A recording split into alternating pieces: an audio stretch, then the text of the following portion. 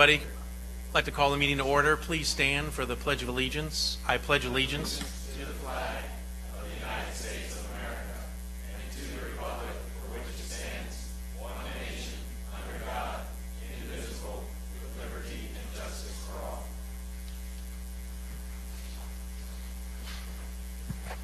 Will the clerk call the roll? Mayor Primoroso, Here. Vice Mayor Jablin, Here. Councilmember Russo, Councilmember Tinsley, Here. Councilmember Levy. Okay, under additions, deletions, and modifications, under modifications, under public hearing, item D, Resolution 67, 2014. Resolution 67, 2014 includes a condition of approval to ensure all parcels within the subject project maintain unity of control. The applicant has furnished the documents which have been reviewed and approved by the city attorney. Therefore, staff is proposing to eliminate condition 1 in that resolution. Do I have a motion to move? Second. Motion and second. All in favor say aye. Aye. Passes 5-0. Thank you for that change to the modifications. Next up, we have announcements and presentations. Anything tonight? No? All right. Move on. Item of resident interest in board committee reports, and we'll start with Eric tonight. Thank you, Mr. Mayor. I've got a statement I'd like to read. Take a few minutes, but 25 years ago, 2 years before I was elected to the city council, and a couple of years after we moved to Palm Beach Gardens, there was an editorial in the Palm Beach Post which was headlined, "The Trees Are Falling." It was written by the then editor of the Post, Randy Schultz. It talked about the danger of losing the leadership of Karen Marcus, who was running for re-election and who had a vision for this county that would keep it from falling into the hands of unscrupulous people who would not care about the environment and only saw dollar signs where the trees were growing. 25 years ago, the people heeded the concerns of Randy Schultz and re-elected Karen Marcus, who had pledged to help to protect and preserve that environment. She did that for 28 years on the county commission. When the people voted for term limits for the county commission, as a consequence, they also lost the wisdom, experience, and leadership of Karen Marcus. When the voters of this city voted overwhelmingly to impose term limits on the city council, I believe they were reacting to what they perceived as a dysfunctional national government. But as a consequence, they took out their frustrations on the local leaders who have helped guide this city for the past 25 years and have helped to preserve the environment that we live in and who have created a really great city that everyone loves to live in. The people who set this in motion were people who had run for city council and lost. And rather than run again, like I did when I lost my first election, they used the frustrations of the public to manipulate the system to gain a political advantage. And they succeeded. But at what price? We now have new constraints on the city's electoral process that is not good for our city, in my opinion. 2 3-year terms is simply not enough time to do this job well. And even they know that. Today, there's no Randy Schultz to warn us about the fragile trees that are in danger all over again. History is a great teacher, but only if you're paying attention to it and learning from it and using it to guide you into the future. I'm afraid we've lost our way again because we have not been paying attention, and the trees are in danger of falling all over again. I'm proud of the service my colleagues and I have given to this city. I'm proud of our city manager and the outstanding staff he has assembled to work for our city. But I am tired of the criticism of those who think we up here are in it for the money and the power. What we do up here is hard work. We make decisions that affect thousands of people, and we do not take that lightly.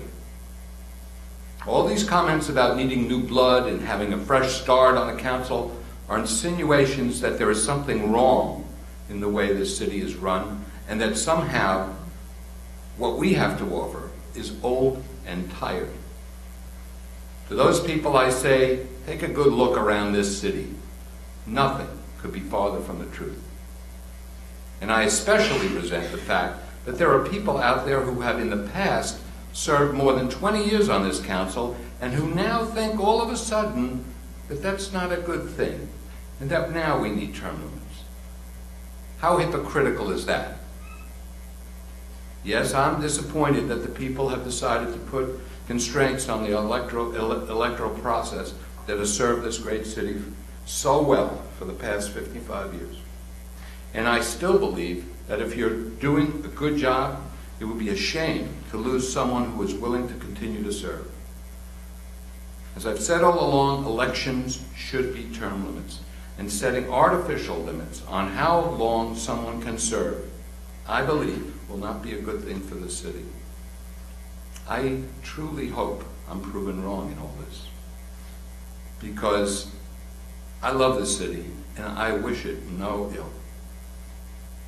Even after my term is up, I'll continue to stay involved, and I will support candidates who will make me proud to live here. In the meantime, I still have 2.5 years left to serve, and I will do that with the same enthusiasm and expertise and experience I brought to this job for the past 23 years. Thank you for listening, and I wish you all a happy Thanksgiving. David? Well, on a completely different note, I attended the Water Resource Task Force meeting where we discussed the FEMA mapping updates, which have turned out fairly well. FEMA was using old data and inappropriate data, and many of the municipalities, including our municipality, came forth and got them to rewrite those maps with new data, and that has saved citizens an untold amount of dollars. Thousands upon thousands of dollars have been saved because of the efforts, and I'm proud to say that we actually only have one residential unit in the city that actually is going to be subject to the new FEMA flood maps. We also talked, and this is something else I think we need to keep on our radar, is the changes in the waters of the United States.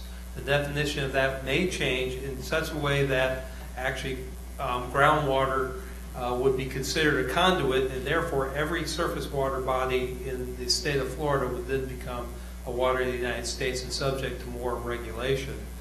It's an interesting thing, and I'm going to bring some history. We had a geologist here in the state of Florida in the 20s. His name was Gerald Parker, and at that time he changed the way that the U.S. Geological Survey worked, because he's the one that discovered groundwater and surface water in Florida are basically the same thing. So this, if we change this in Florida, which would be the same rules that would be in Wyoming, it would completely change the regulatory system here and cause us untold amounts of money. So that's something to keep on our radar. I also attended the C51 Governance and Finance Work Group meeting, which is a group that's been put together to oversee the C51 basin, which is going to be a water storage basin. Very important to Broward County. My goal in this, though, is this will not benefit the city of Palm Beach Gardens, so I want to make sure, and they're looking for people to pay for it. Since it's not a benefit to us, I don't think that we should be paying for it. It is a benefit to Broward County, and I think that they should be paying the lion's share of it. So we talked about cost estimates, permitting, and then the way that they're going to structure how this is governed, whether they're going to set up a nonprofit, whether it would be set up like Seacoast Utilities is, where this would provide different services to different municipalities. And finally, I attended the Palm Beach County League of Cities meeting, where I think probably the most important thing that we discussed is something that we took action here in our council prior to our discussion at the League, which is the proposed movement of Palm Beach County out of the Treasure Coast Regional Planning Council into the South Florida Regional Planning Council. This council was steadfast in our belief that we should stay with Treasure Coast. After much discussion, and of course I presented our council's viewpoints at the league, the league decided to take a vote, and we voted to support staying in Treasure Coast. So with that, I will pass it on to you, Marcy. I don't know. Yeah, please go over all events we attended this month. So knock yourself out. At least you get something. I can't something wait. more interesting than I do. I know I attended a couple, she didn't go to. Oh, yeah, me too. I got 15 written down. I'll just start checking them off as she goes over, but go ahead. I'm going to be brief. Also, We've heard that before. in part. With the league, they also, didn't they ask, I saw an email that they asked for us to pass a resolution, or everybody to pass a resolution supporting their, Right, they passed a resolution. We've already taken action with a stronger, which I think is stronger. I think and I read Bert's letter, which was well written. Bert, good job. So, Yeah, I wrote it and Max changed a couple things, but not too much. Okay. Came out pretty good, actually. Mr. Mayor, we did transmit that letter to Richard Radcliffe at the league. Thank you. good. Okay. Well, good, that's important that everybody knows that, what our opinion is.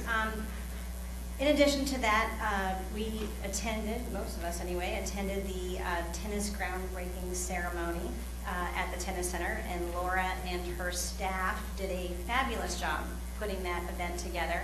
It was very successful, and I think everybody, all of the patrons of the tennis facility are so excited about the new courts that will soon be there. It's amazing. There's 600 members at the tennis center. I didn't realize it was that big, too. It's growing and Very impressive. yeah, everybody's very, very, very excited about it. We also attended one of my very favorite events, which was at the Riverside Youth Enrichment Center. Read for the Record, Bunny Cakes. That was obviously very fun, and all of the kids were so adorable. So that was one of the things that I love doing, and I think my bunny ears really helped. Helped everyone pay attention. I attended the Executive Women of the Palm Beaches Scholarship Luncheon, where we proceeded to give proceeds towards scholarships for Palm Beach State College and FAU. I also attended the Palm Beach State College Community Ambassadors meeting, where representatives from the North End learned about the exciting events and activities that our state colleges doing, and how they are obviously a great member of our community. They are very excited about our bus shelter program that will be before us, I think, next month, right, Ron? And they are having a great Veterans Day band. I think that's going to be, yes, they are, soon coming at the EC Theater. And they have really, really great shows that are planned for the EC Theater this year. And people should really pay attention, because it's really a gem that we have in our city over there. Friday, we will be participating in the women's only Mayor's Golf Tournament. And then Saturday, we're going to have the annual Mayor's Golf Tournament. Looking forward to that. And I want to thank Charlotte and her team for working very hard on this event. I know it'll be a great success. And good job on the Friday event. That's a great addition. On November 20th, 21st, and 22nd, Palm Beach Gardens High School is going to be putting on their annual variety show. It is a wonderful event that they do. It's their major fundraiser for the year, and all the proceeds go to the school. So if you are interested, it's 7 o'clock on all 3 days. And last, I thank you, Eric, for what you said last. I want to say thank you. Thanksgiving is coming up, so I want to say thank you to the more than 400 dedicated city employees who strive to provide the best possible service day in and day out. Thanks to our elected officials at every level who have worked together to make a better city, county, state, and nation. Thanks to the individuals, organizations, and businesses who rise to the occasion whenever asked to donate funds, to volunteer, and to give back to our community. Thanks to the schools, the colleges that educate us, and the civic and community organizations that sponsor the festivities, festivals, arts, and cultural events that inform and entertain us and enhance our quality of life. As you celebrate Thanksgiving this month, surrounded by the love and support of your family and friends, please remember to reach out to those in the community who are less fortunate, to give gratitude for the police, firefighters, first responders who keep us safe, and to pray and give thanks for the brave men and women at home and abroad who are fighting to maintain our liberties. Have a wonderful, safe, and happy Thanksgiving, guys. Very nice, Marcy, very nice. Very nice. Now, how am I just going to say Happy Thanksgiving? You had it all ready, prepared. You should have let her go last. I will not be as nice as Marcy. I mean, that she wrote because she prepared it and so forth. But again, from the bottom of my heart, I wish everyone a happy Thanksgiving. You know, we're fortunate here that we have a lot to be thankful for. And it's such a great place to live and such a great place to raise a family and to be with our families. So let's just remember as we do start the holiday period that that's a family time and that's a time for us to enjoy our family. So let's make sure we have a great holiday season. And let's start it off with a happy Thanksgiving and we'll go on from there. Well, Veterans Day is next week. We'll all be there, and we have a ceremony here at 11 o'clock on Veterans Day. And again, we can't ever forget those men and women that have provided for us this quality lifestyle and freedom that we have here. I've always said freedom isn't free, and they've sacrificed a lot to give us this great country. And again, I did, you know, Marcy was out of town a little bit, but she isn't usually, so we got to attend some things without Marcy. So, and I'm going to report on it. We had the Police Explorers Tournament that I was so excited to be able to make the mayor's team. You know, he has tryouts, and I made the mayor's team, and we played pretty well. And it's a great cause for the Police Explorers. And Chief, everybody does such a great job. You could just send our thanks to them for doing that. And of course, we have a great Police Explorers program. Don't be shy, tell them we won. Well, you know, we won. There you go. The mayor has some great friends that can really play golf, and then he's got me. So. We had fun driving the car. Yeah, so we that was had good. great. We had great. Maybe on Saturday. We had great. It's my anniversary, and we're, you know, there's certain things that is, you know, you have to make here. I've played in every mayor's tournament. I'm not going to be there this Saturday because I'm going to be away with my wife celebrating my 33rd anniversary, which on Saturday is that anniversary day. So she's given up a lot over the years of me doing this job, so I figured the mayor can carry it, and I'm sure he will. So after Saturday, when I play with the mayor, he's going to be so happy to have you back. Well, that's good. He's starting tryouts for the Buckley tournament, I think, in January. So. You'll be on the website February 1st. We also attended the chamber event with the All Aboard Florida presentation. It was a great presentation. Still a number of questions.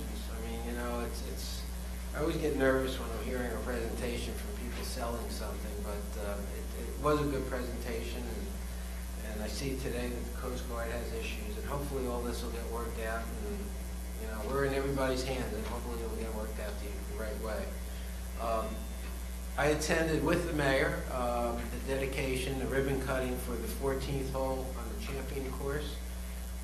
As I don't know if anybody knows, but the Champion golf course has been basically redone to a certain extent. All the grass has been replanted, and now it's celebration grass. So this way they won't have the wet fairways next year for the tournament.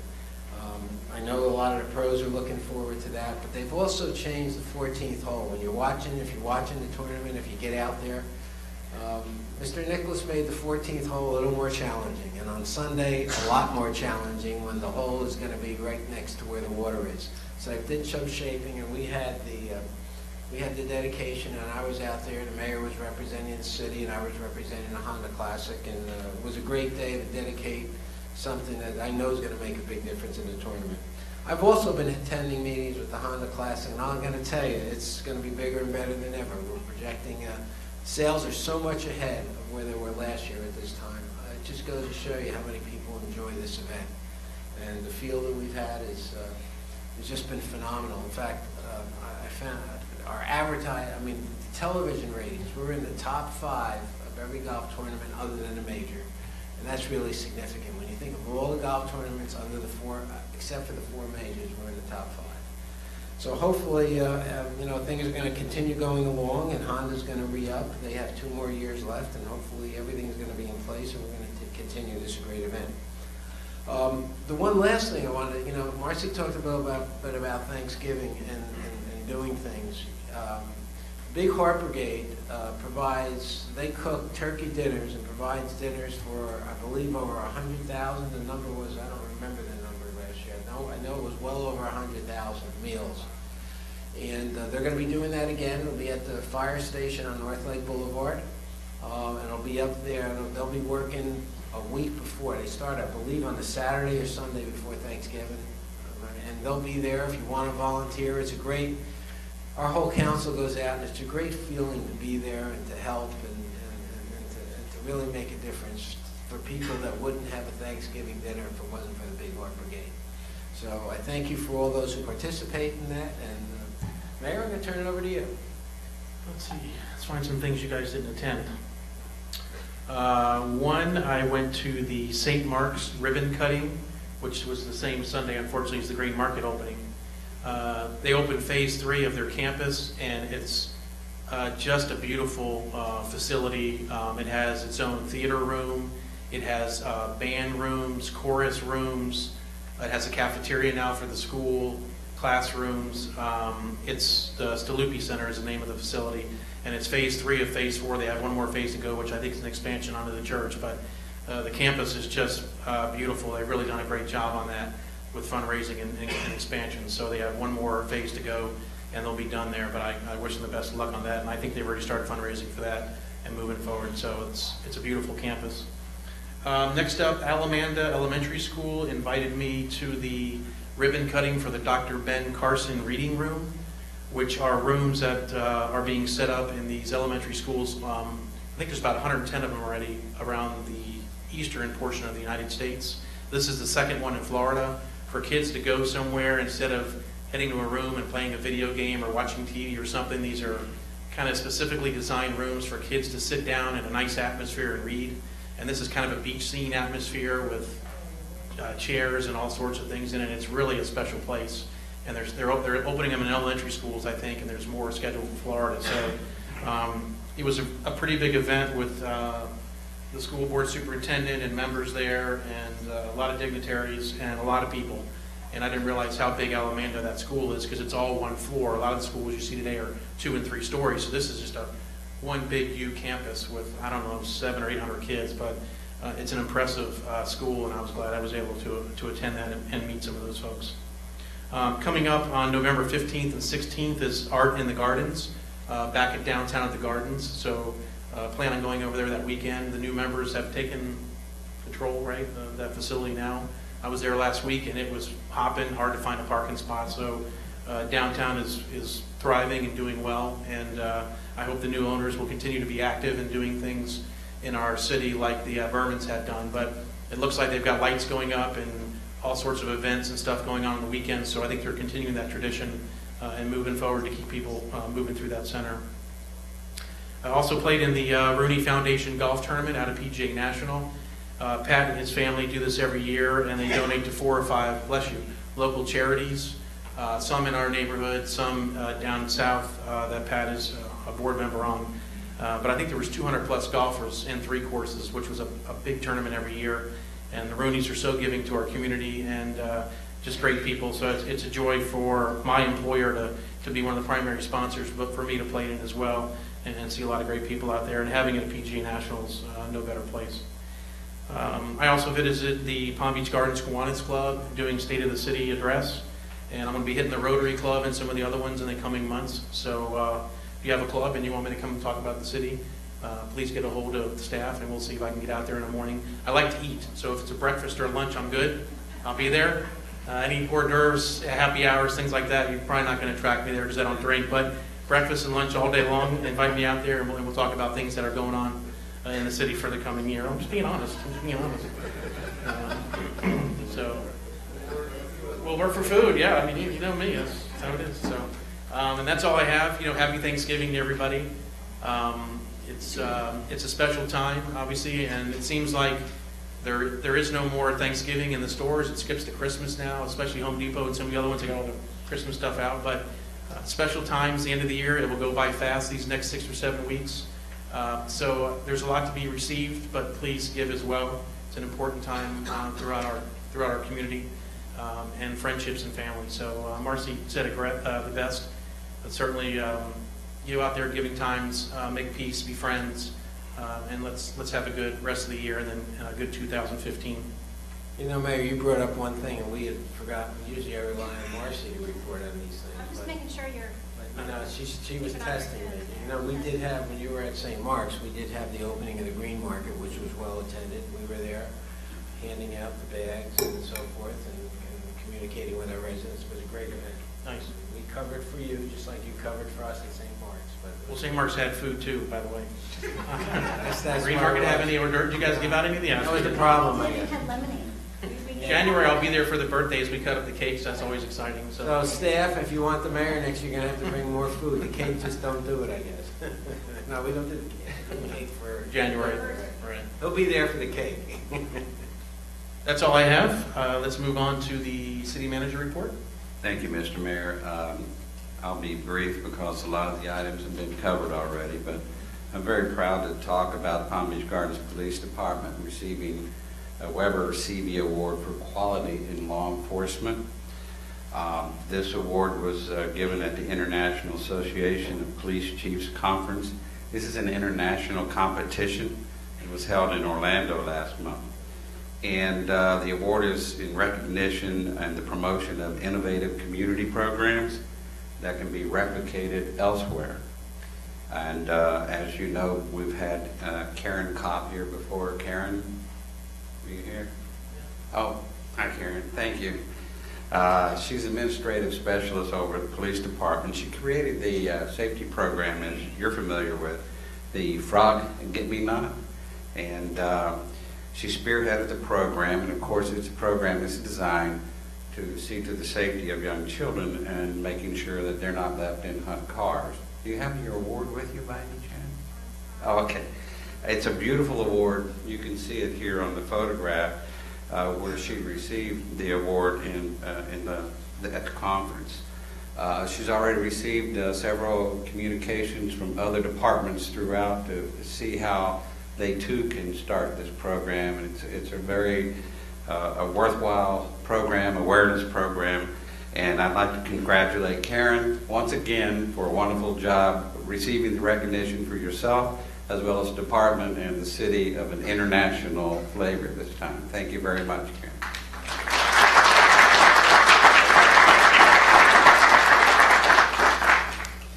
Next, during the month of October, our Fire Rescue Department personnel joined the Go Pink for the Cure campaign for breast cancer awareness. They wore pink shirts, and the group photo here, as you can see, was featured in the Post neighborhood section, and it looks so good. I'm thinking about making pink their color on a year-round basis with the green truck, the Gardens Green. Chief, we'll talk about that tomorrow if you don't mind. Also, I'd like to bring to your attention that the Florida League of Cities promotes a Florida City Government Week, which was October 19 through 25. On every year they do this. It's about raising the awareness of the importance of jobs that are conducted by city governments all over the state. Our employees were featured in a campaign, one campaign here in the plaza, by putting up the banners. If you notice, we had a lot of employees being recognized for the job that they do, and we sort of gave them a subtitle of Beautiful, Brave, Bold, and Blooming. And the banners are all over the plaza outside. If you haven't seen them, they're pretty nice. And we're recognizing the employees for the jobs that they do. And it was a fun thing, and the employees really enjoyed posing for the photographs. And it was well received by the public as well as the employees. And it was a fun thing, like I said. The next thing, which was already covered on the 20th, we did the groundbreaking for the new tennis facilities that'll be going up. And as you can see in that one photograph, that fellow in the blue shirt who threw the ball up perfectly was perfect in every form, except he missed the ball when he swung his racket. The theory was good, the execution left a lot to be desired on that one. Part of Government Week also, we had staff speak with the students at the high school, Gardens High School, about the global business and entrepreneur class, about city government and the services that the city provides and how we provide them and how we try to communicate with our citizens. And the teenagers, and the interesting part with the teenagers is we gave them their Frisbees, and apparently they started throwing them all over the courtyard, which immediately our public relations manager was taken to the principal's office and soundly scolded for giving the kids Frisbees, and they're not supposed to be doing that. But other than that, they told us if we're interested in communicating with them, they'll see us on Instagram, whatever that is. The other item I bring to your attention is members of our code compliance staff finished out Florida City Government Week with our CAS program, which is our Community Action Support Team. They teamed up with Paint Your Heart Out program this year, and this home that you see here on Apple Crest in the Gardens was selected as the beneficiary of the program. They were unable to afford their paint and make property repairs, fence repairs. The owner of the home was a single mother and a son and 3 grandchildren living in the home. They were eligible under this program to receive assistance. On October 25, the team, consisting of 37 volunteers, including our code enforcement employees, Ansley Marr, Mohammed Jamal, and Ismael Vasquez, volunteered their time to paint the 1,534 square feet in 3.5 hours. Quite an accomplishment.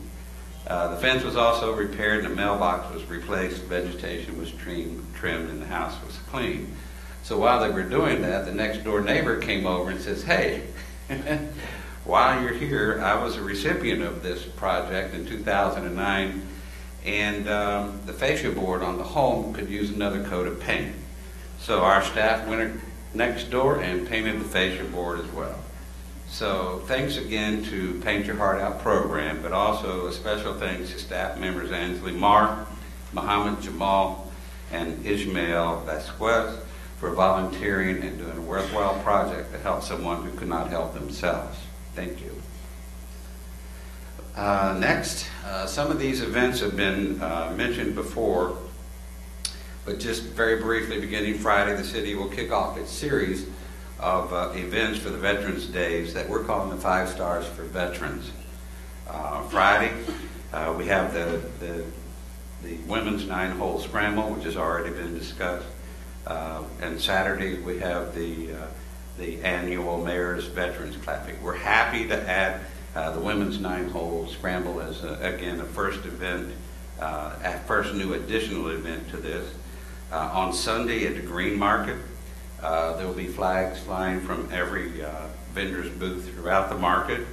On Monday, the seniors at our senior center over at Lakeside, their weekly meeting, they'll be honoring the veterans that are part of their program by music and cake and festivities that they will have. And finally, on Tuesday, the 11th at 11, we'll hold our annual ceremony here in the plaza.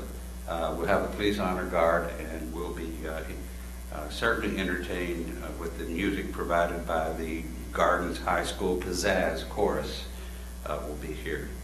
And one last thing is school's out, and we have a program designed to do the recreation program at Burns Camp on Tuesday.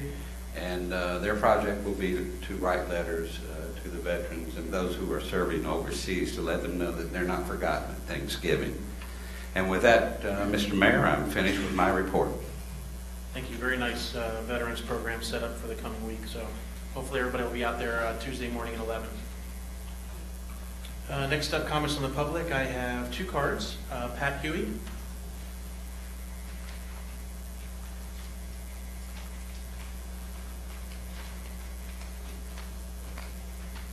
Pat Huey, Palm Beach Square, Palm Beach Gardens. Good evening, council members.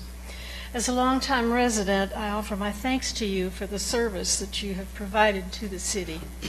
As you're all aware, I've supported the term limit idea for a long time, and I'm very pleased that it's been put in place in our city. I would like to see it take place in our state and federal government also. It was encouraging to read in the Palm Beach Post this morning, and I quote a part of the statement from Mr. Jablin. I will continue to stay involved and will support candidates who will make me proud to live here. It's my sincerest hope that that's the sentiment from the rest of the council.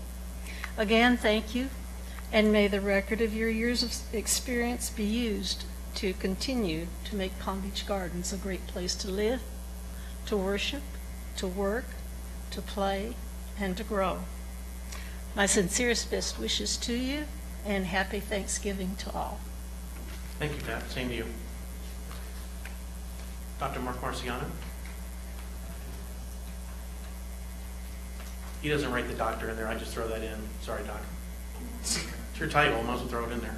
Well, I'll use that when I'm at my office. How about that? Mark Marciano, for the record, 10 Sheldrake Lane, Palm Beach Gardens.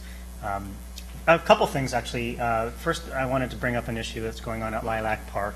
It's not about the fields. They're in great shape. Everything is fine. But the boys and girls that play soccer there, they do have really good kicking ability. They can hoof the ball really well. They continually hit the ball over the net, over the fence. There's a 4-foot fence that surrounds the retention pond there. And every night there's 9, 10, 11-year-old boys and girls jumping the fence, going looking for their soccer balls.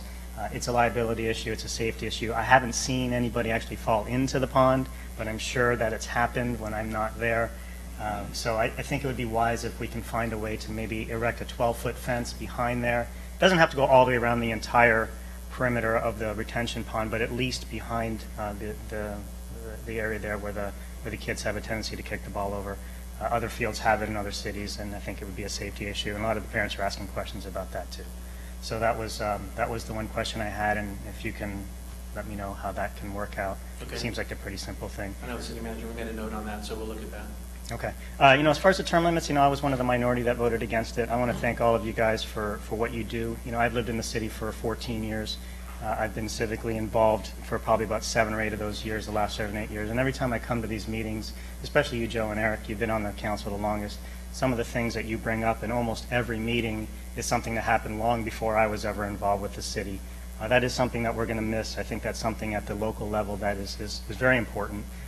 You are all, except for you, David, I guess, lame duck members of council. I would encourage all of you to your last year and a half or 2.5 years, however long you're left, to continue working as hard as you have been for the benefit of the city, and to make sure that you vet future candidates and stay very much involved. We're going to need your help to make sure that the city is run properly going forward. I do have a lot of confidence in the city. We have a lot of good people that live in the city, bright people, qualified people that will be able to do a good job, but please stay involved and active. And I did go to an event here in the city that was not sponsored by the city. It was sponsored by the Chamber of Commerce. It was Principal for a Day. It was actually quite fun at Hal Watkins. And that school has not the greatest reputation. It is a Title IX school. I think they bring in a lot of kids from a lot of different places. And Dr. Hoffman, Ron Hoffman, who's the principal there, what a great guy, what a great school. They've done such a great job keeping the kids. I was so impressed at how well all the kids were structured and how they were high-fiving, and the teachers. It's a school to be proud of, and I think the city needs to do a little bit of a better job in trying to promote the good that's happening at that school and how well the teachers and staff are doing at that school. That seems to be one of the schools that the city doesn't have the greatest reputation for, so if we can maybe help them out and pass on some of the good things they're doing. Thank you. All right, thank you very much. Mark, thank you for those comments. I'd just like to make a comment. I'm not going anywhere.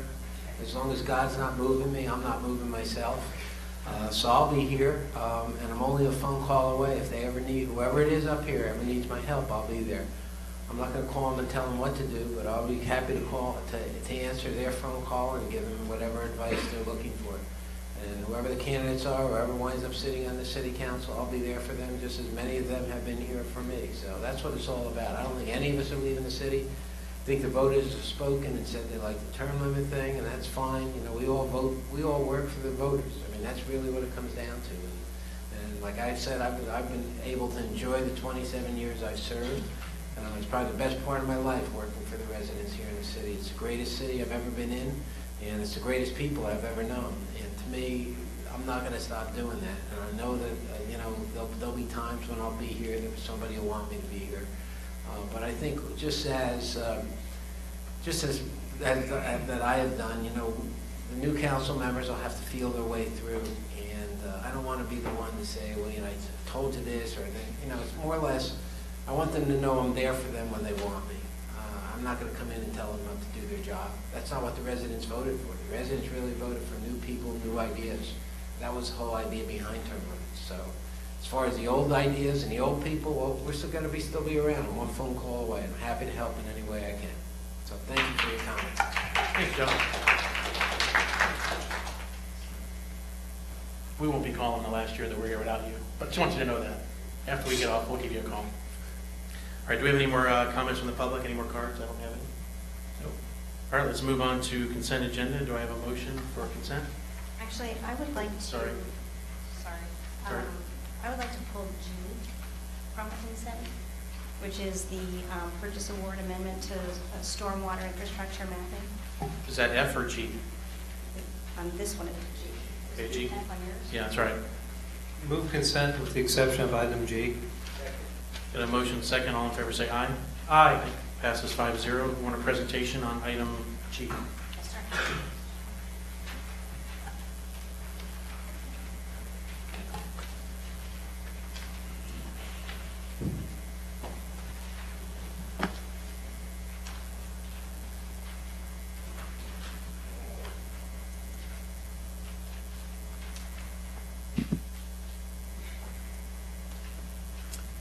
Good evening, City Council. For the record, Kumra, Purchasing and Contracts Director.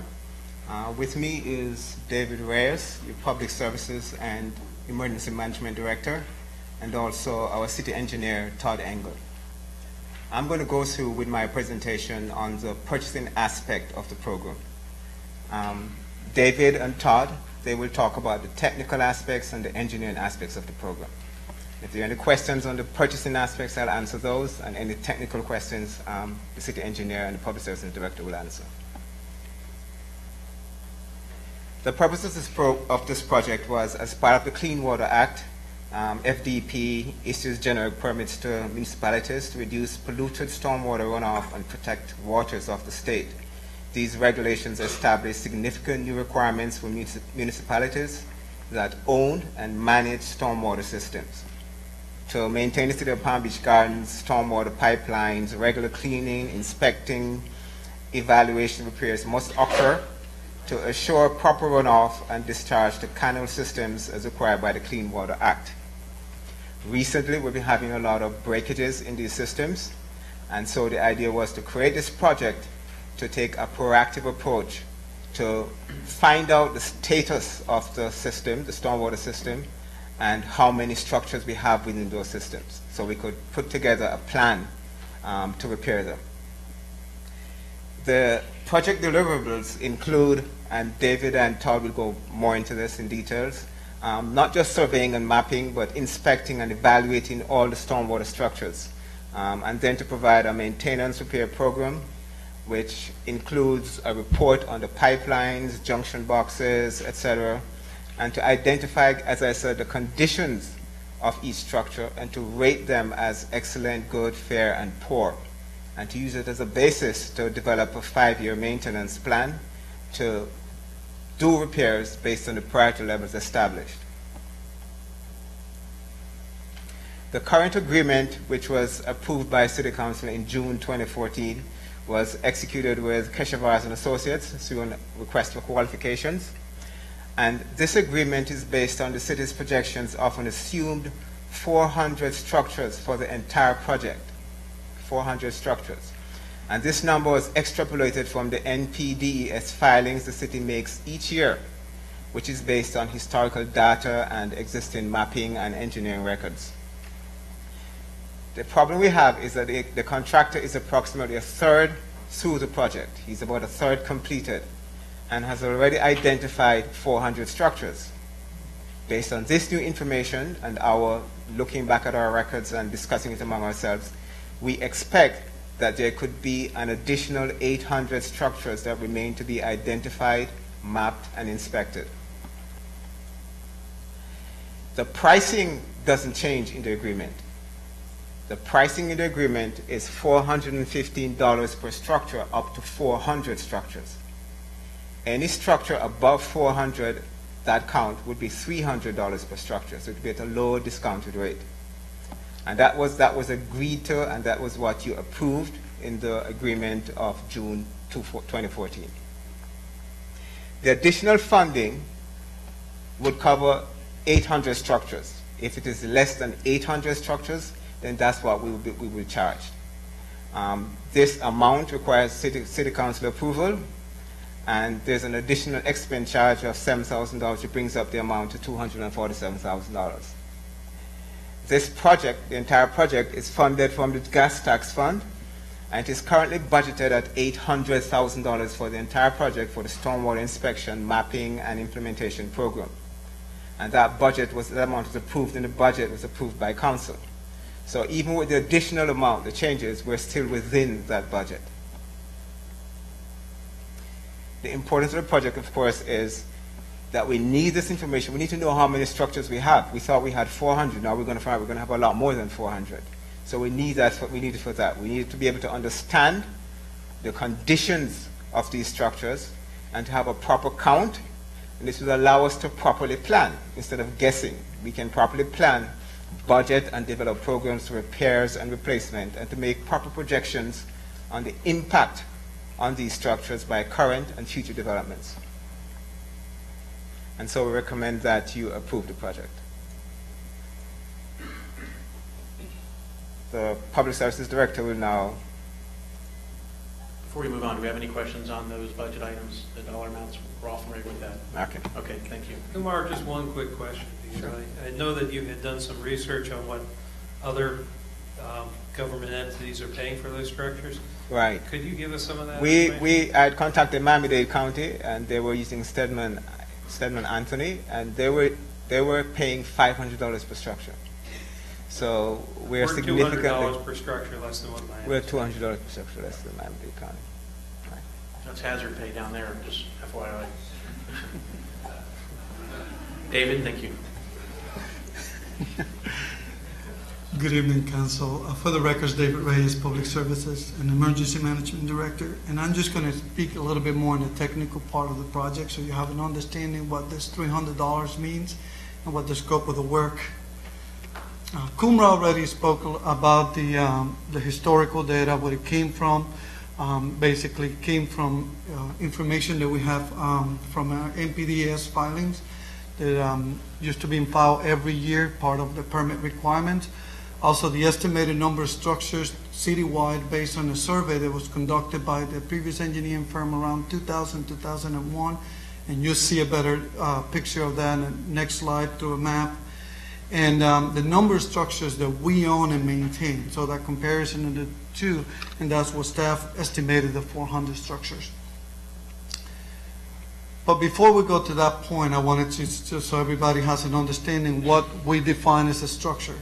So what you see here, some examples of different structures. The stormwater system is much more bigger and elaborate than this, but this was some basic examples that we all can relate to because those are the ones that you kind of see. Everything else is on the ground, so it's very difficult to see, but there's a lot more. And this is how the drainage system works. So this kind of gives everybody an idea what the drainage system does. Collect the water to the stormwater, bring it into a catch basin, and eventually goes out into our canal system throughout the city. So the map that you see in front of you right now, you see all those dots. This is the data that was collected back in 2000 by the previous firm. And every dot that you see in this map represents a structure.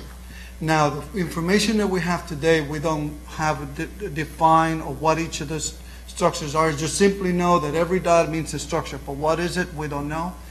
Also, if you notice, that covers the entire city.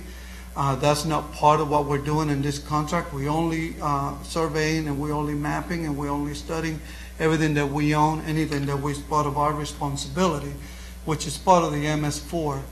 So when you look at this map right here, The area that we're studying is the area on the purple color right here that you see in these areas. So those are the areas.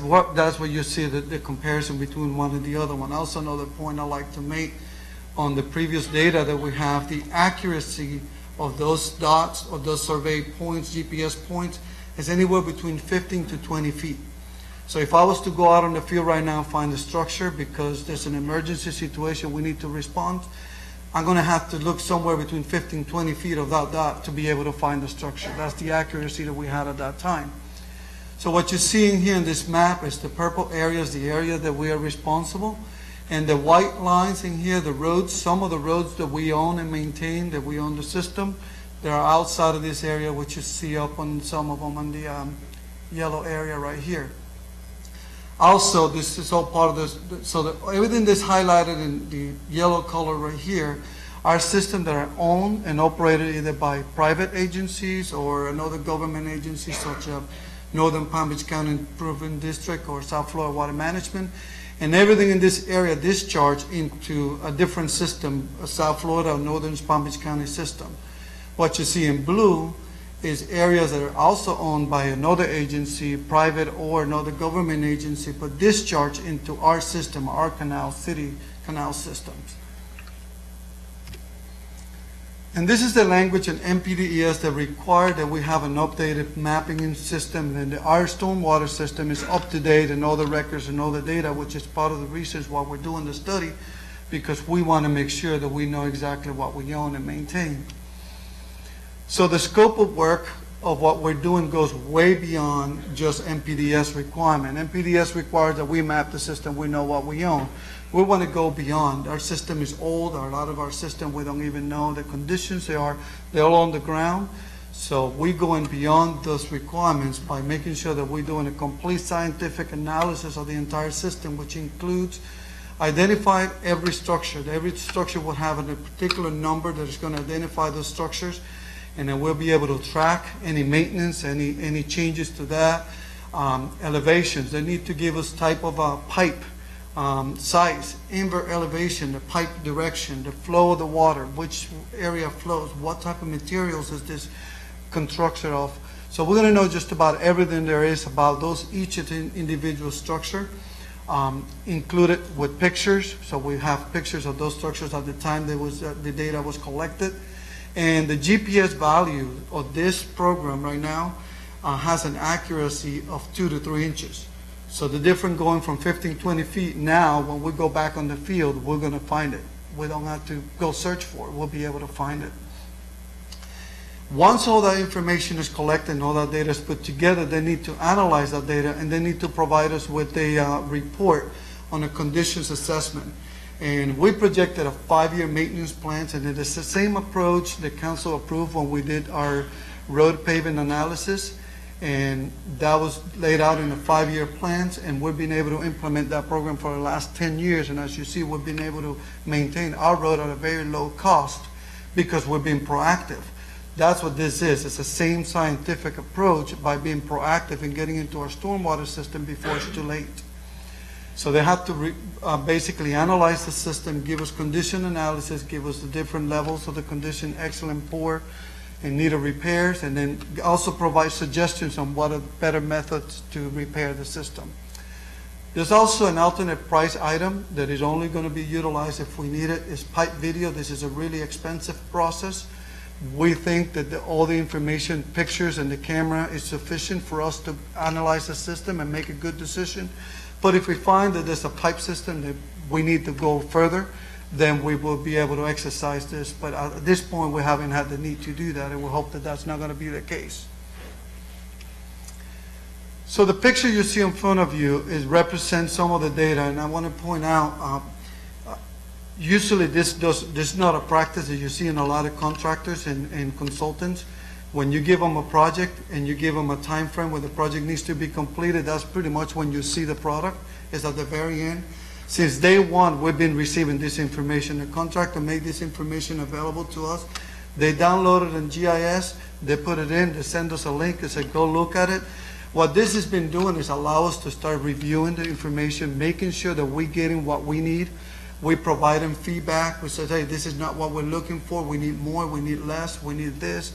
We need this additional information. They'll be able to update as we go along. So when we get to the end of the project, we know that we are getting the product that we want.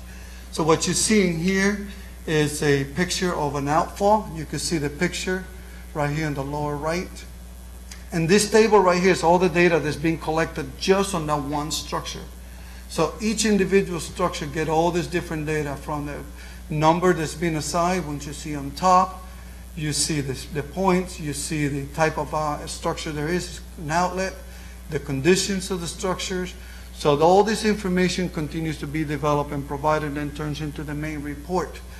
And I want to point out too, each of the points that you see in this map is a structure, which is kind of like the ones I showed in the beginning of the slide. But in between those structures, there's a pipe. Those are included within the $300 unit price. So the pipes are not a separate structure, although we are getting the same information that you get in each individual structure, which you see right here. This is another type of structure, same type of information. Here's a picture of a pipe system. That's included within all the information. But we get all the same attributes, the same information, the same data. And that's an inlet. Main goal, this is what we want to avoid. What you're seeing here, this is one of the repairs that was done recently. That was came in front of council as an emergency repair. This is over Garland Lake Circle. And you can see on your bottom left the cement truck. This happened during the construction time, so the road was closed at that point, that section of the road. But this could have been a fire vehicle, it could have been a school bus. That's what we want to avoid. That's why we take in this proactive approach, because what happened on the ground, nobody can see it until this happened. So this is a proactive approach that we're taking, and right now the contractor's working with staff. If they see anything close to this, they'll let us know. We don't wait for the report. We'll be addressing those issues as we go. Here's another example of another system that was in this repair. On the left, that's the before. You see around the pipe where it's all it's missing the concrete right there, and then all the soil is intruding into the inlet box. And then on the right-hand side, you see the final repair. So what you get at the end of this, the final product, is a comprehensive study of our entire stormwater system. And I believe this is probably going to be a leading and one of the probably most comprehensive studies that you're probably going to see in a lot of the municipalities throughout the county. This is going to cover everything there is about the stormwater system. By doing this, we're going to be able to take a proactive approach. We're going to be able to budget correctly. We're going to be able to plan, and we're going to be able to make the repairs. We're also going to be able to be in compliance with our NPDES requirements. And in addition to that, during an emergency situation, during the flooding situations, we're just going to be able to respond quickly, because we're going to be able to find the problems and address them quickly, because we have the data, we have the locations. And we know the entire system, which is one of the problems we have today. We don't know what we own and what we have. And then again, the 5-year maintenance program is going to allow us to use this as a tool to budget, which is proven successful in all the scientific approach that you have proved before. And you've seen the positive result of that. And with that, we answer any questions you may have. Any questions for David on this? I just have comments. Okay. Is Todd going to speak at all or anything, or are you good? That was it, right? Okay, all right, just David. All right. Thank you. I just wanted to explain why I pulled it. When I was reading my agenda back up, I had, of course, a ton of questions, like I do a lot of times. But as you know, the amount of the addition is more than the original contract. And I wanted to know what we were getting in return for those dollars. What were the deliverables? When I asked for the report and when I read Keshavarez's report to us, and he was talking about his pilot study and the deliverables, I wanted to know what we were getting. And after listening in my staff agenda meeting, David's very passionate presentation and seeing the results of the pilot study that we've received to date, I feel that we should share this with the public. I know to some people this type of stuff might be a little bit boring, kind of like when David talks about the blocks. sometimes. No offense, David. But we should be proud of this project, I think, and the efforts that Kumra and David and Todd put into this, and appreciate how much this information is going to help our city, especially with the older neighborhoods. And Martin County, and I know Bert had mentioned this too, Martin County and Lake Worth are in dire need, as an example of infrastructure repair and for streets and things like this, pictures like you just showed. Both of their 1 cent ballot initiatives failed on Tuesday. And those cities won't be able to afford to fix their streets, won't be able to afford to fix their failing infrastructure. And we now have the means, the tools with this to be proactive, like you were explaining. And I think that that's something that we need to share with the public. I think that this is putting the dollars in the future, our future budget, so that we don't ever have to face the situations that our neighboring municipalities and cities are having to deal with. And this is the tool that we need to help with this effort. So thank you. And at first I wanted to know, and I had a lot of questions, and I know I probably drove you guys crazy, but I really wanted to, and again, I didn't mean to pull it. I know we had to listen to this, all of us again, but I really think it's very important that everybody knows, and whoever's watching on the internet or whoever's out here, I think it's important that they see all the efforts that you put into this project, and this is something that we should be proud of, so thank you. Yeah, thank you. It's a large budget item, certainly, and I think as we look out 5 years and we're budgeting $500,000 out of gas tax funds for these potential improvements that we need to do, we don't want to get into a scenario like Lake Worth or Martin County. I guess that vote did fail the other night. So this is great. I mean, the city started building 50 years ago. People didn't think about all this stuff of labeling and targeting and marketing or whatever you're doing with it. But I hope talking about Mr. MacArthur like that. Oh, I'm sorry. Well, you just put it up and look it up. But I think, going forward, this is great planning. I mean, it's we know where there's going to be a potential problem, and we can fix it and avoid inconvenience in certain areas. The Gardens Lakes thing was scary. If there was a bus or somebody was hurt or or killed and something like that, that's something I think that would be on our minds a lot. I mean, it's not something we obviously want to happen in our city, and we're better than that. So move forward with this. It's my recommendation, obviously, and get everything mapped and whatever we can within an inch or two. And if there's situations that need improvement, obviously we're going to get that in the budget and start moving forward those over the next 5 years and then beyond. So thank you for your presentation and the details. It's great. Joe? Yeah, I just want to, David, that's great what you do. I'm more of a numbers guy. And Kumra, you get a number of awards. You're always getting recognized. And you're probably not going to get any recognition for this, but I will tell you how you negotiated this contract, you saved the taxpayers a lot of money. Because if you didn't have that number changing over a certain number, which a lot of people may not even have ever, thought about, we wouldn't be in the situation we're in. So thank you for doing the job you're doing. You saved us a lot of money, and I appreciate it, and all the residents appreciate it. Absolutely, and I know that you're being in the work that you guys do. Your best work is underground, so we might not see it all the time. So I want to make sure that you know that we're proud of it. The historical perspective, I'm sure that you all remember, 1995 and 1999, we had two major floods in the city of Palm Beach Gardens, which cost residents thousands upon thousands of dollars. I knew a lot of people at that time that their houses got flooded. And believe me, the cost to replace wallboard, carpet, and those types of things was much greater. Our residents paid much greater than $447,000 when those floods occurred. And since then, we've gone through two basic programs. One was to revamp our canal system, and the other, now we've done this. And something else that's very important, I asked Todd this recently, the S44 structure has a telemetry system that tells the water management district how much water is in there and whether to open the gates. And in the 1995 flood, what happened was a mud bulk got into the telemetry system. So after that, the city then said we need redundant telemetry, which was actually wiped out during one of the hurricanes in 2004. happy to pronounce that that has now been replaced. So we have 2 telemetry systems there, so that the district knows that, you know, going through a flood is a horrible, horrible thing. And in these types of measures, this is really going to save people in the long run. And we've had some pretty bad floods. The Anchorage just had one recently. You know, so if we can keep water out of people's houses, it's well worth the cost of it. It's very, very well worth. And when you start showing those structures there, like the first one that you showed, where that obviously was non-functional, that means the water is backing up somewhere and everything. And the other thing here, in my last comment, is I don't know if you've read this, but the city of Miami Beach is spending $300 million to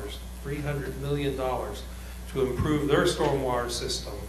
You know, this is, you know, peanuts compared to that, and well worth the cost. And you know, so, you know, good job. And I like things that do that. So. Thank you. Eric?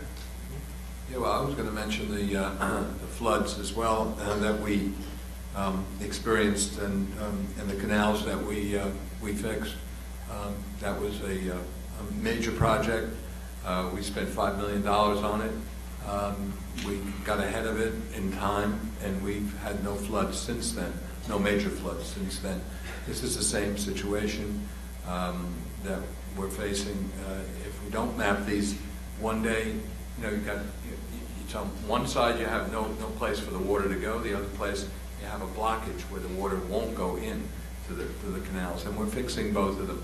David, how long will this take to complete? Do you know?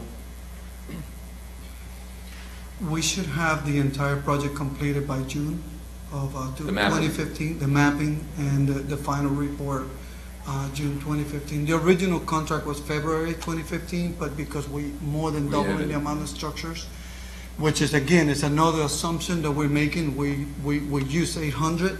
We're hoping that that is the magic number or below.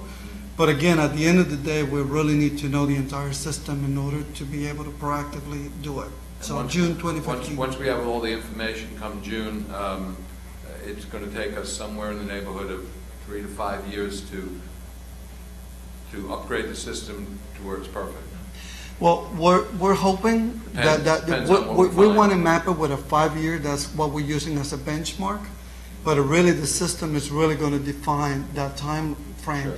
and how expensive it could be, depending on the conditions of the system. Is really expensive, and we could wait it out. Then maybe we make it a 10-year plan. We make it a 7-year. But we're So gonna really, try- the report will help us make that We're going to determination. prioritize the worst of the worst, and then work on Correct. it. And that's part of why this is so important, because if you're talking about a large amount of money, but you can manage it, then you don't have to go spend $1 million, $2 million, $3 million in one shot. You could just then budget and prepare for it on a long term, knowing that you have that time frame. But the only way to do it is by doing what we're doing. Good job. And you always get a better deal when you planned it out versus when you're responding to an emergency. All right, Always thank you get very better much. cost. Thank you, appreciate that. All right, do I have a motion to move item G? Second. Motion, 2 seconds, all in favor say aye. Aye, passes 5-0. Tonight, we are holding quasi-judicial hearings on the following cases. Resolution 60, 2014, Master Signage Program. Resolution 67, 2014, Site Plan Amendment. Resolution 68, 2014, City Center Plan Unit Development. This means that the City Council is required by law to base its decision on the evidence contained in the record of this proceeding, which consists of the testimony at the hearing, the materials which are in the official city file on this application, and any documents presented during the hearing. The council is also required by law to allow cross-examination of any witnesses who testify tonight. Cross-examination may occur after the staff, the applicant, and other participants have made their presentation and will be printed in the order of the witness's appearance. It is necessary that anyone who testifies at the hearing remain until the conclusion of the hearing in order to be able to respond to any questions. If you plan to testify this evening or wish to offer written comments, please fill out a card and give it to the city clerk. The city clerk will now swear in all persons who intend to offer testimony this evening on any of these cases. Do you solemnly swear to tell the truth, the whole truth, and nothing but the truth, so help you God?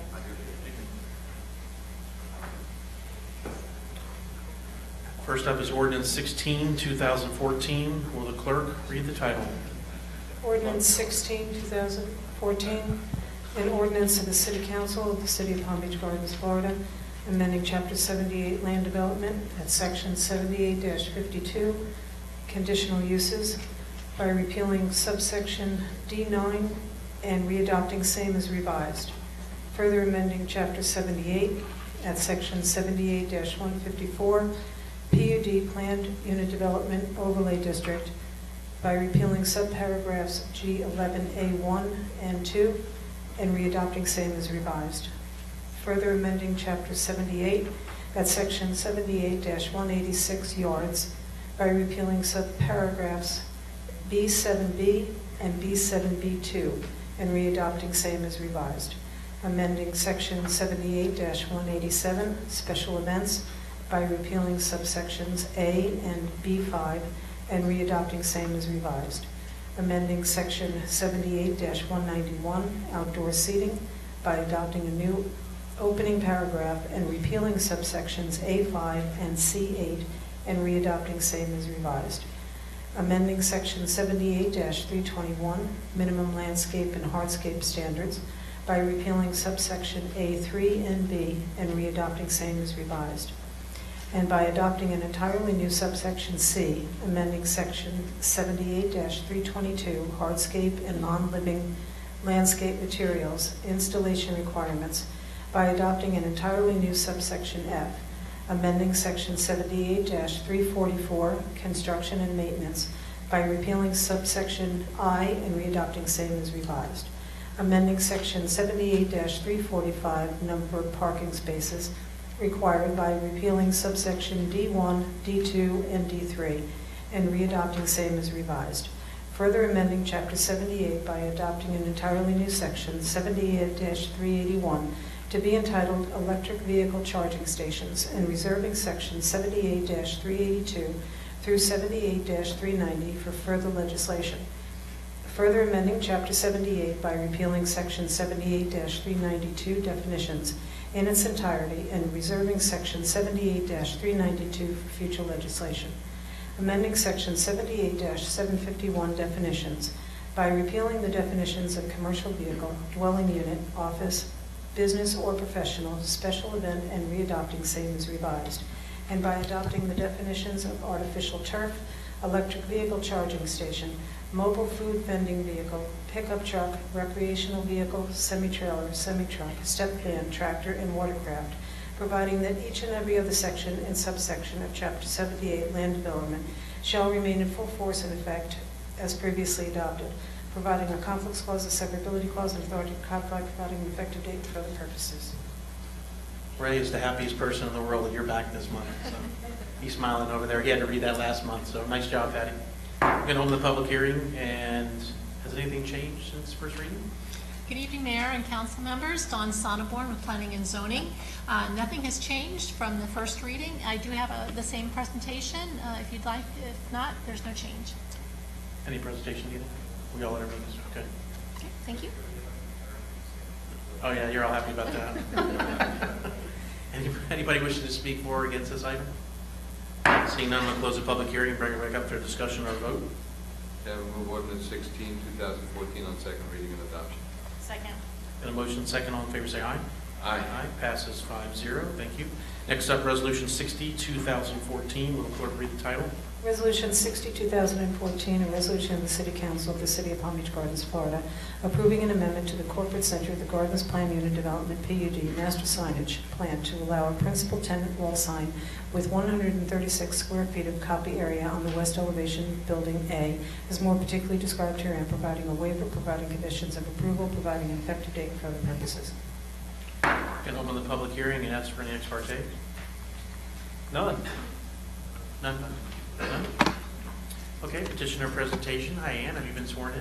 I have, thank Thank you. you.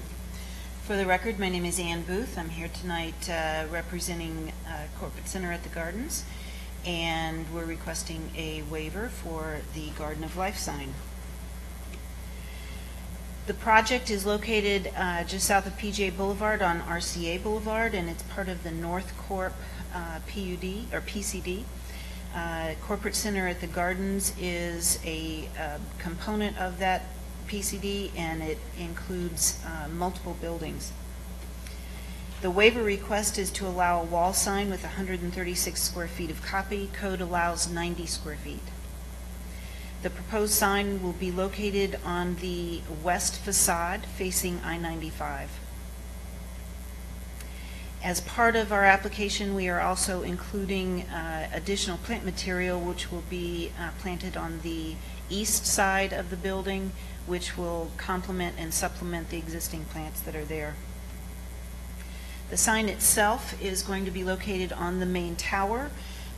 There is a number of limitations and guidelines that have been established through conditions of approval and conditions that we've agreed to that would limit the amount of signage on this side of the building. The property owner has agreed to not allow any other major tenant or principal tenant signs, major ID signs, other than the Garden of Life sign for the length of time that the Garden of Life sign is on the building, on this side of the building. There could potentially be some signs on the lower levels. The individual tenants in the first floor could have signs, but those will be below the tree level and would not be visible from I-95. The various sign colors that we're requesting for this particular sign and the waiver are limited to, are limited to this sign only. Once this tenant is gone and the sign is removed, the sign program, the master signage program that establishes the colors and the sizes will go back into place, and then they would be allowed to put the signs up that are previously approved. This is consistent with other sign waivers that you have approved, which include the Marriott Hotel, Doubletree Hotel, Gander Mountain, and B&Y Mellon. The square footage of the sign that we're requesting the waiver for is based on code requirements that actually require that we include the open space around the sign. So if you look at the sign from the standpoint of the actual copy area and the size of the sign, the difference between the code allowance and what we're proposing is only about 27 square feet. Because we have this additional open space, we're asking for the additional square footage as part of the waiver, because that's how the code is interpreted, required. This is a graphic showing where the sign will be. As you can tell, it will be strategically placed on the building. It's proportionate to the space that it's on, and it's within all other guidelines of the city code for signage. Staff has recommended approval, as well as the Planning, Zoning, and Appeals Board. If you have any questions, I'll be glad to answer them.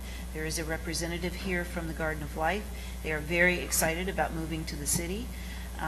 This is going to be their world headquarters, and I think we'll be excited to have them here. Okay, great. Any questions of petitioner? One quick one. Is this sign a registered trademark, nationally recognized trademark? Yes, it is. Colors and everything. Okay, do we need a staff presentation? Are we in agreement, or any questions? Staff is in agreement, and we recommend approval of the subject petition. Okay, any questions of staff? All right, anybody wishing to speak for or against this item? Seeing none? Okay, close the public hearing, bring it back up for a discussion or a vote. Chairman, move resolution 60, 2014. Motion second, all in favor say aye. Aye, passes 5-0. Welcome to our city. Thank you. Can't wait to get them here fast enough. Next up is Bert will ordinance. do a ribbon cutting for you if you bring food. We will definitely schedule that, and food will be served. All right. It's going to be healthy, though. No. Ordinance, next up is ordinance 17, 2014. Will the clerk read the title? Ordinance 17, 2014, an ordinance of the City Council of the City of Palm Beach Gardens, Florida, imposing a temporary moratorium of the approval and/or issuance of any new licenses or permits for any uses that involve the cultivation, processing, and/or dispensing of medical marijuana within the city for a period of 1 year, providing a conflicts clause and severability clause, providing an effective date for other purposes. Mr. Mayor, since Amendment 2 failed... Can you stop? Oh, I'm sorry. Thank you. I'm going to open the public hearing. I will open the public hearing because ordinance 17 was advertised on October 29th.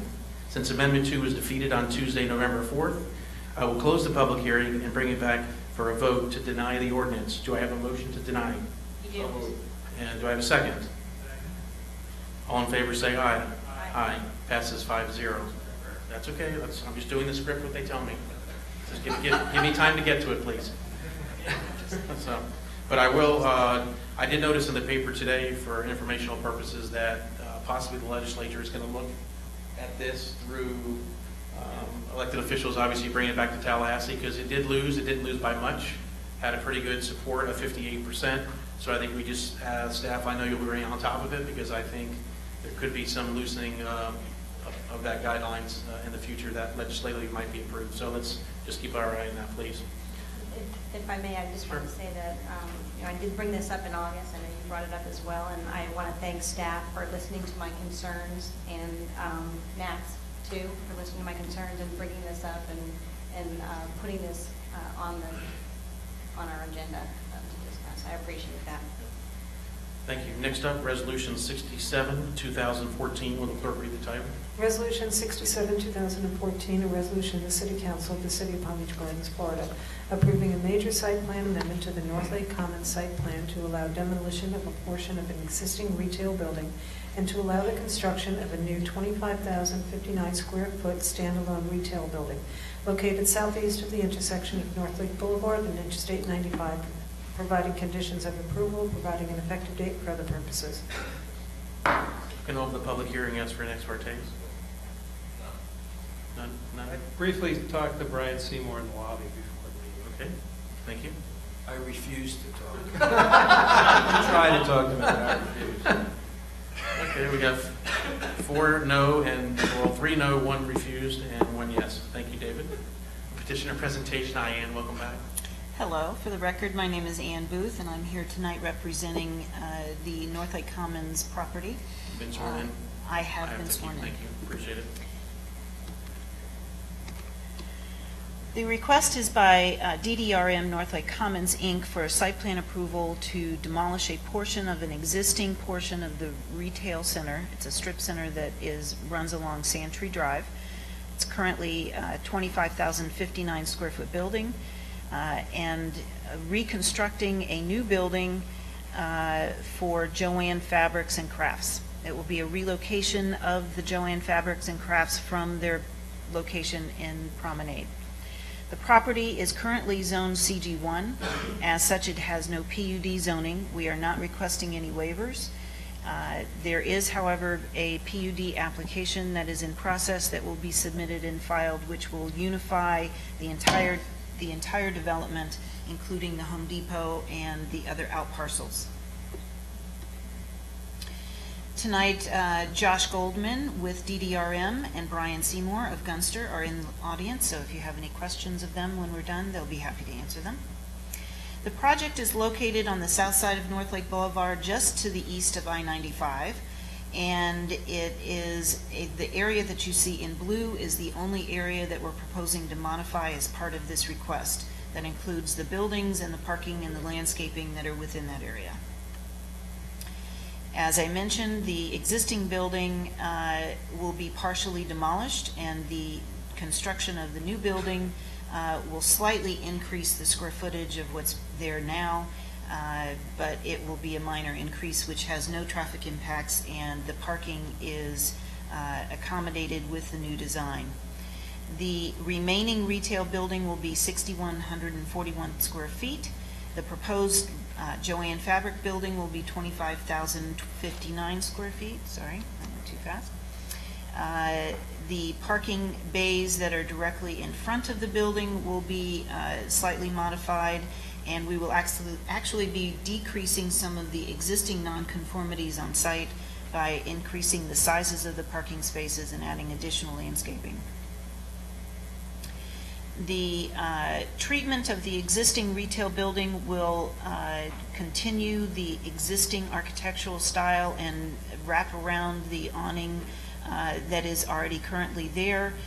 It will be cleaned up, painted, and I don't know why this is changing, I'm sorry.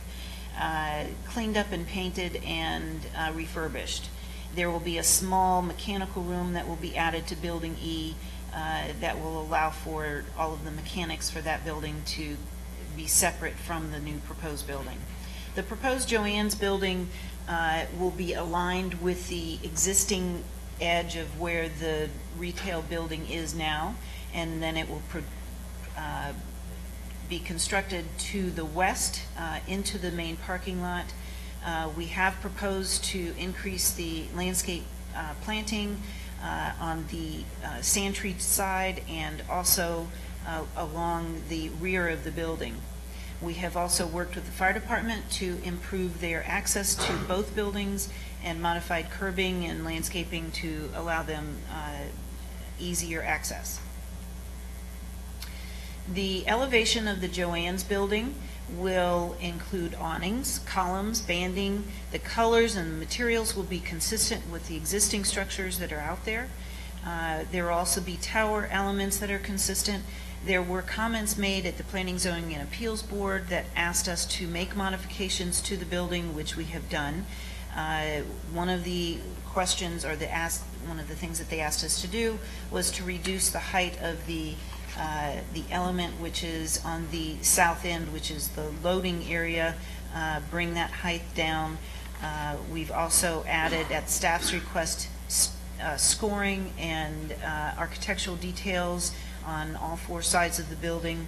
And as I said, the other colors and materials of what we're proposing will be consistent with what's already out there.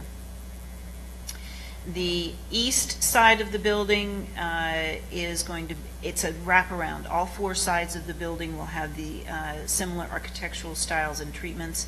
The east side, which faces Sandtree Drive, has been modified several times to satisfy the Planning, Zoning, and Appeals Board and staff.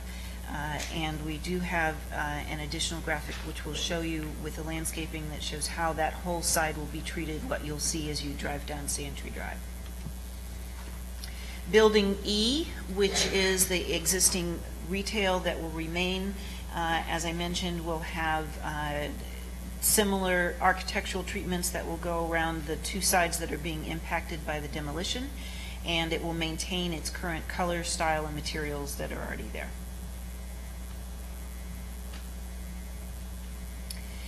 The landscaping that's being proposed will be consistent with the landscaping that's on the site. There will also be some additional plants that will be added, which will add some color. We are trying to preserve as much of the existing mature vegetation as possible, and we're also adding, as they have been required to do by code, they are replacing plant material that has either died or had disease problems, and so there's almost a wholesale upgrade of the plaza as a whole with additional plant material that's being added. We have provided for additional screening to screen the loading and the dumpster and recycling areas. And as I mentioned, there is additional plant material that's being planted not only on the east side of the building, but also in the buffer along Sandtree Drive. This is an elevation of the east side of the building. We've added additional plant material here to give it some color, to give it some a feel of continuity with the rest of the plaza, and also to break up the side of the building in addition to the awnings and the scoring and the banding that Planning and Zoning asked us to add. Staff and Planning and Zoning Appeals Board has recommended approval with conditions. As you've noted earlier in the meeting, there was a slight modification to the resolution. Otherwise, the applicant is in support of the conditions of approval. Any questions, petitioner? Real quick one. The south wall of Building E, are you going to have to rebuild that? Or you're going to have to put a south wall? Yes, Okay. yes. Any other questions? I just have a comment. You know, this is great that, that you're doing all this and your client and so forth. It's great to have, many cities have to do a lot to jump through hoops to encourage redevelopment. I mean, this is a positive redevelopment for that center. I mean, that's great.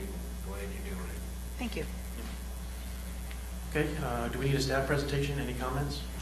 Staff recommends approval.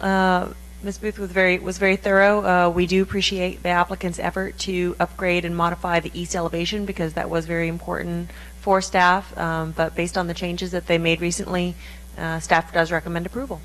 I just have two questions. Can you go back to the aerial shot of the building? No, back where you were just were. Okay. The main entrance to the building is on the west side here, in the Yes. middle? Yes. Is there an entryway anywhere else? There is an entry on the north side as well. There is one on the north side? Yes. Okay. And then as far as the loading dock, it's in the southeast It's on corner? It's on the south side, yes. Southeast corner. Yes. And I know there's... No, southwest. The loading is on the southwest side, is where that gray area Oh, is. gotcha. Okay. I'm sorry, I was looking at the other side thinking it might be tough for U-turns and getting around, but I got it. Yeah, perfect. Okay, super. All right, thank you. Any other questions? All right, anybody's wishing to speak for or against this item? Seeing none, I'm going to close the public hearing, bring it back up for discussion or a vote. I will move resolution 67, 2014. Second. Motion and second, all in favor say aye. Aye. Passes 5-0. It's going to be a beautiful addition to our city. Congratulations. Thank you.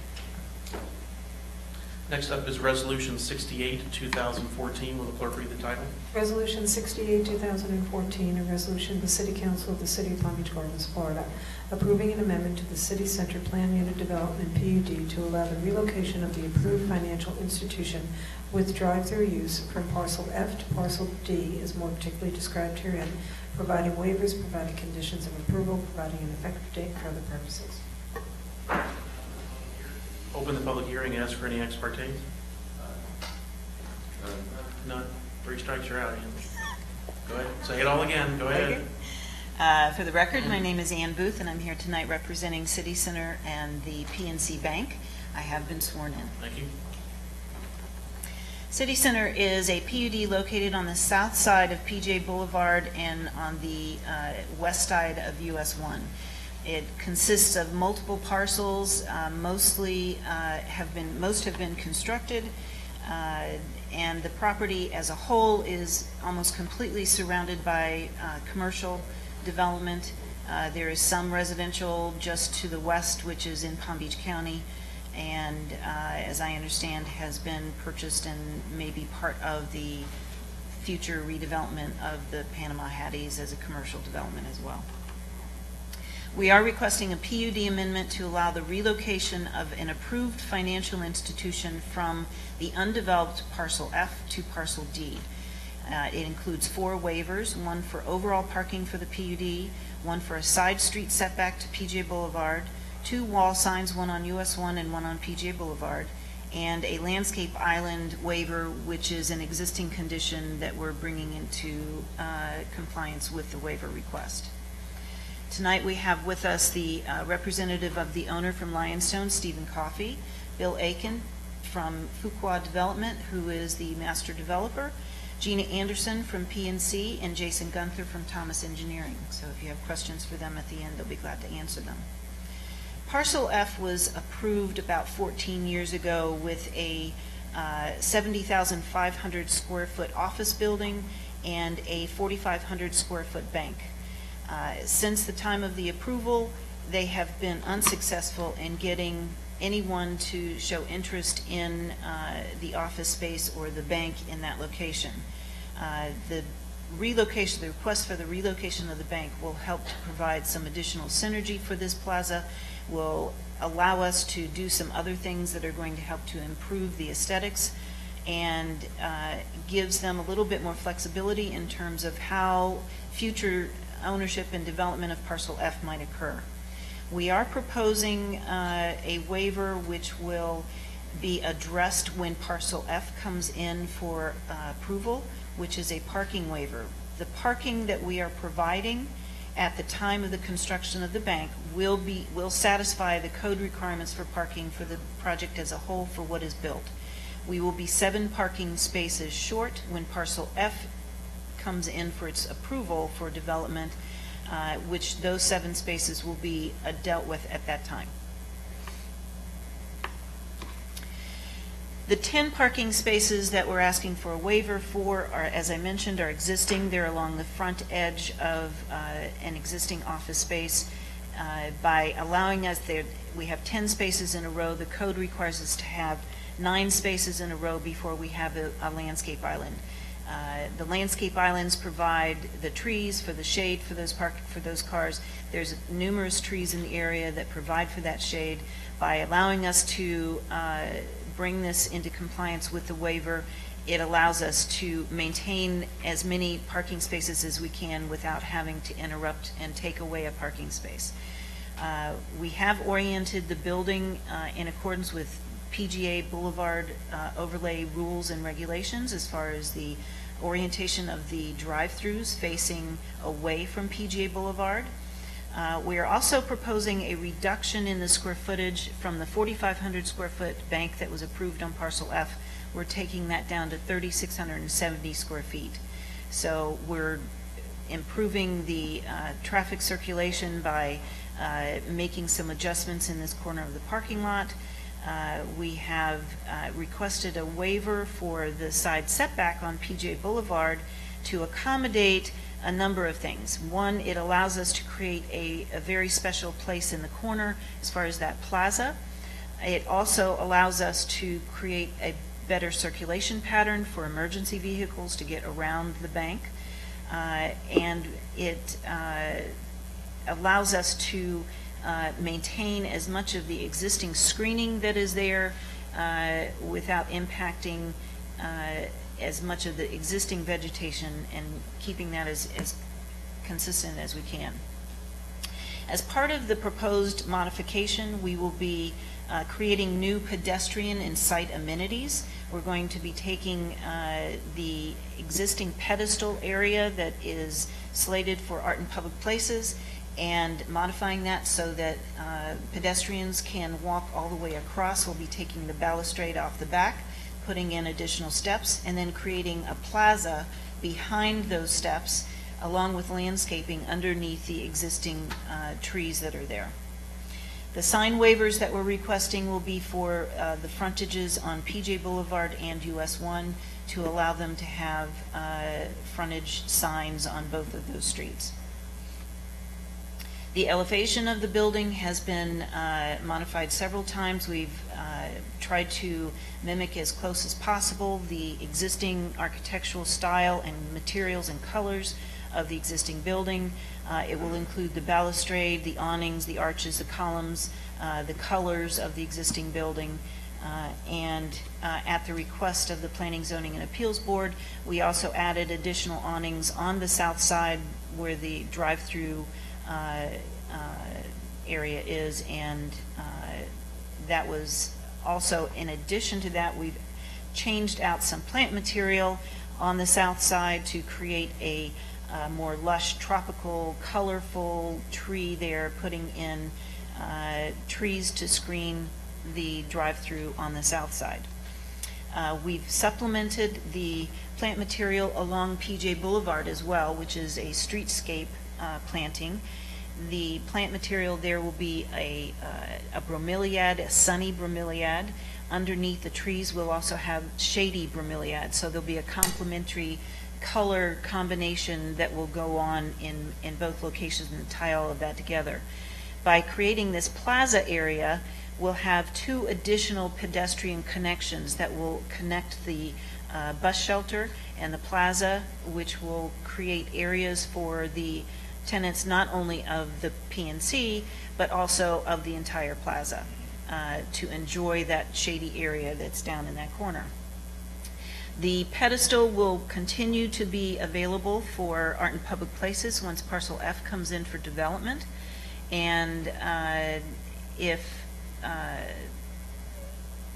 there's the art and public places at this point, it's my understanding that this applicant will be making the payment to the Art and Public Places Fund to make that pedestal available for more grand art that will be complementary to the project as a whole, rather than just the art that would be appropriate for at the size and cost for this particular building. As I mentioned, the plaza, the sidewalks, we're going to try and maintain as many of the existing trees as we can. There are a number of trees, mature trees, that will be relocated to parcel F, which will be part of a parking construction to accommodate the parking that we need to meet the code requirements. We will be modifying the landscaping in front of the wall to make that wall and sign more visible and make the pedestrian connection to the pedestal. and then incorporating, as I said, landscaping and benches in the plaza for the employees and public to enjoy.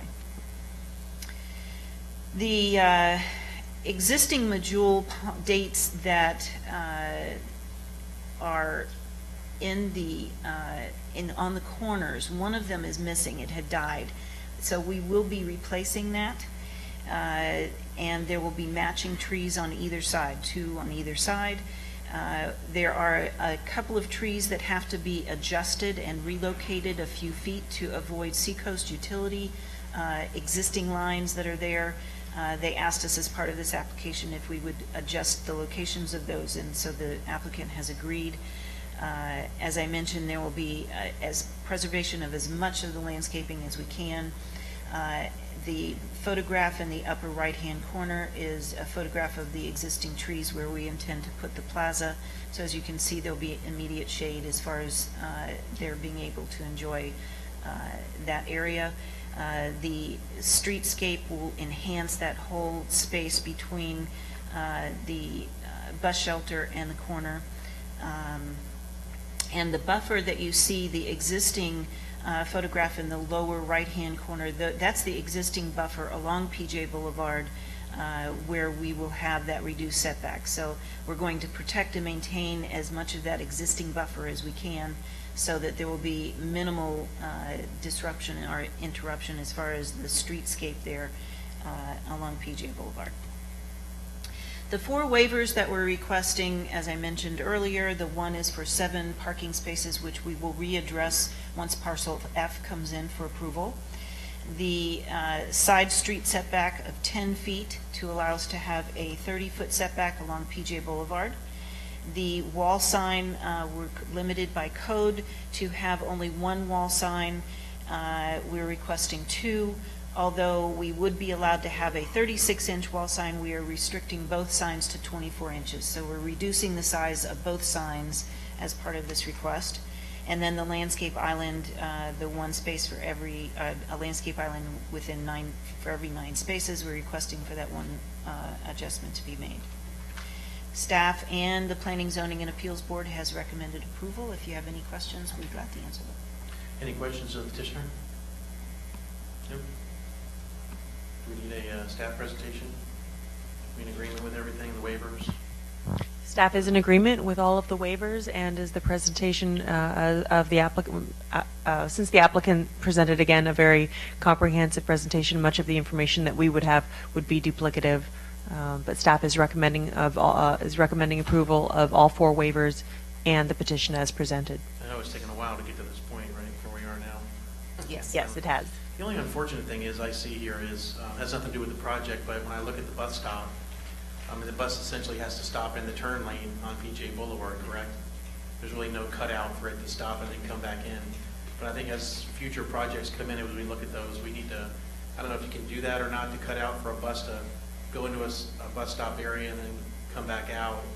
Never, yeah, I don't know the design of that, Too but much space and setbacks and. But it just seems like it's so dangerous to have those bus stopping right in that turn lane to pick up people as It would that just- traffic is flowing eastbound. I mean, I know there's something we can do about it. I'm just thinking for future as we, Really not a lot of difference from them stopping in a regular lane. Actually, in some cases, Palm Tran doesn't like to have, on some thoroughfares, they don't like to have the pull-offs because then they can't get back into the right-of-way.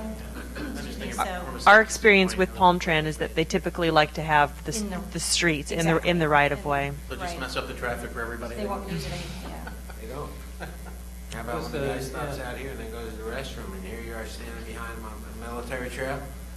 You ever been behind the bus on military trail? Oh, And yeah. the bus isn't moving, you're wondering why? And the bus driver gets out and goes to use the restroom, and Just leave the bus there. it's unbelievable. I'm going to be abundantly cautious. I just want to disclose, I did phase 1 on this property many years ago before I was on the council. So that ever resurfaces, but I don't have a relationship with the current owners. Okay, that's fine. Thank you for that notice. All right, anybody, any other questions for staff? Anybody wishing to speak for or against this item?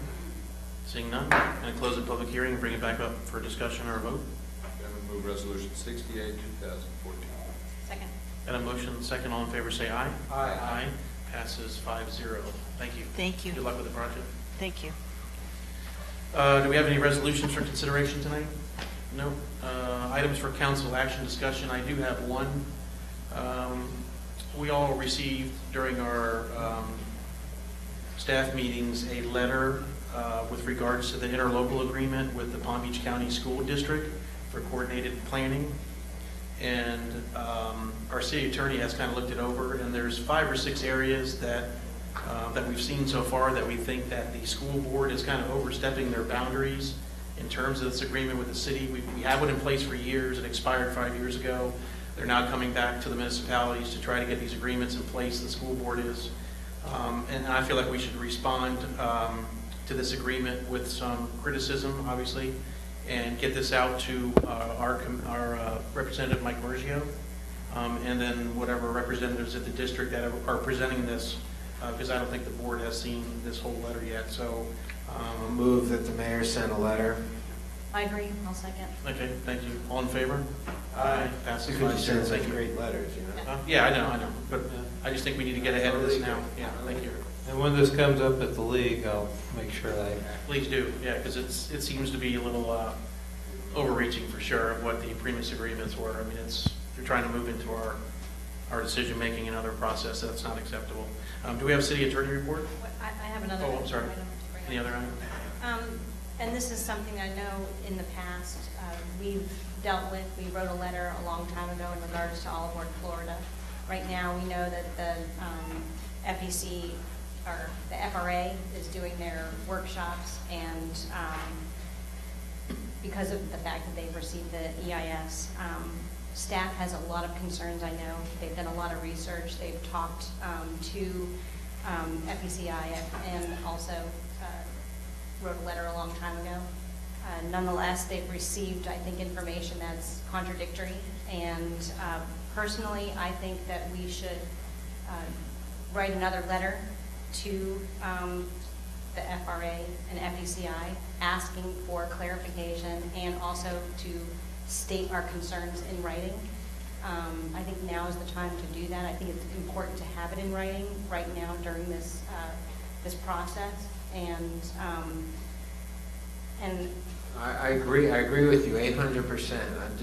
I'm smiling because Bring it up every single- but I see all these things, and I see all the concerns, and I see everybody sending letters, not that and I don't see anything getting done with it. You know what I mean? It's just frustrating. it It's is very very frustrating. frustrating. It's very, very frustrating. I fully agree. Send another letter.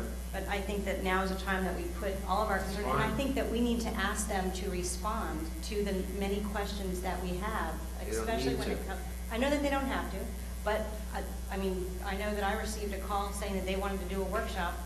I don't want them to come and do a marketing presentation. I know staff probably doesn't want that either. You weren't at the chamber. I was at the chamber. You were at the chamber I on was. the board? Oh, I was there, okay. and I agree. They had a wonderful Wasn't it a presentation. great one? Right. It was all, marketing, wonderful, Disney-esque. But that's not what I want here. If we're going to do a workshop, I want answers. And I think we should give them an opportunity to address our concerns, to let them know that this is how we feel. I know staff's brought it up numerous times. I bring it up every single month. I think I've talked about what's happening and given an update from Treasure Coast. I mean, we've had a lot of information, and now is the time, I think, to write our letter, put it out there in writing, and if they want to do a workshop, then they need to come with the answers. Yeah, I don't want to workshop with a Disney Yeah. speech. I think I've seen enough of I that. want them to, Right. if they want to come here, I don't want a marketing meeting. I would like our questions addressed, So we're going to tell them to leave the pom-poms at home? please. Yeah, I think the letter's fine. I totally agree with you. I totally agree. Encourage you to. Until we have all the answers to all the questions, and then have some sort of a workshop or something, discussion for the residents. That's what you need to do. But I don't want them to just come, like I said, do a marketing. No, we have to have all our I want them to address. know what our Yeah. concerns are, and be willing to come here to address those concerns. Right. Is that okay? Everybody okay with the letter? Please, yes, thank you. Thank you. Do we need to do a motion or anything? Okay. Okay. Anything else for council? Okay. City attorney report? So you've covered the topic that I was going to speak to you all about. So. Oh, sorry about that. No, that's fine. I'm glad you did it. Move adjournment? All All in favor, aye? Aye. Aye. 5-0, good night.